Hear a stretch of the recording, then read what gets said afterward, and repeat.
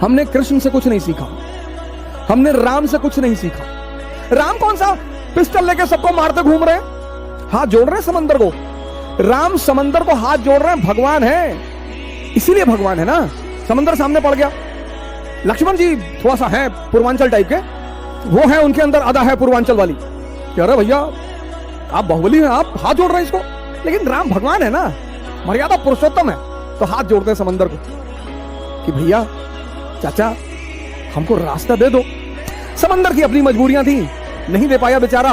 प्रभु दर्शन को अति व्याकुल था, नहीं दिया। तो जब 3 दिन बीत गए, तुलसी ने कितना बढ़िया लिखा, विनय न मानस जड़ जल गए 3 दिन बीत, और बोले राम सकोप तब भय बिन होए न प्रीत। ये देश अपनी संस्कृति को भूल गया, अपने इतिहास को भूल गया। कौन कहता है मारते घूमो सबको, लेकिन युद्ध सीखने के लिए किसने मना किया है?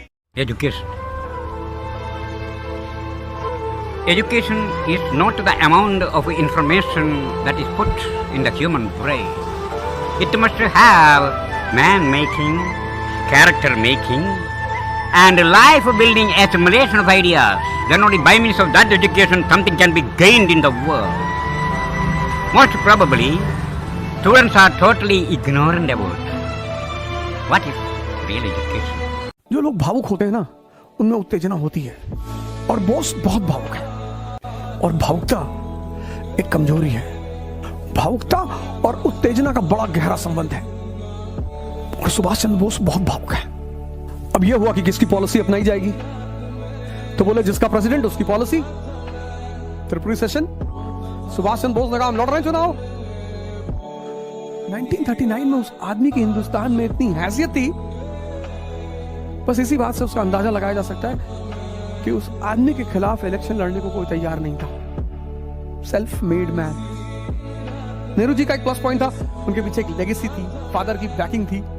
Boss is a self made man, self made. एक बार एक बच्चा था, वो अपनी क्लास में 1 साल फेल हुआ, उसके टीचर ने माफ कर दिया, कोई बात नहीं। दूसरे साल फेल हुआ, माफ कर दिया। तीसरे साल फेल हुआ, उसके टीचर को बड़ा गुस्सा है उसके ऊपर, उन्होंने उसको बाहर निकाल दिया कि आप निकल जाओ यहाँ से बाहर, आप लायक नहीं हो। तो ये बाहर निकल गया और उसको प्यास लग रही थी, कुएं के पास आके बैठ गया पानी पीने के लिए, और रस्सी से उसने पानी बाहर निकाला। तभी उसने क्या देखा कि रस्सी की जो नीचे जा रही है और ऊपर आ रही है, उसने क्या किया, पत्थर पे लकीर डाल दी है।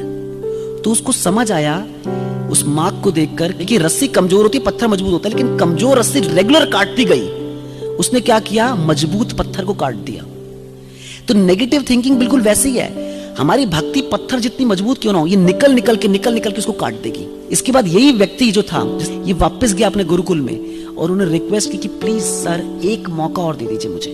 और उसके बाद यही स्टूडेंट एक बहुत बड़ा स्कॉलर बना, जिसने क्या हुआ, संस्कृत ग्रामर लिखी, पाणिनि।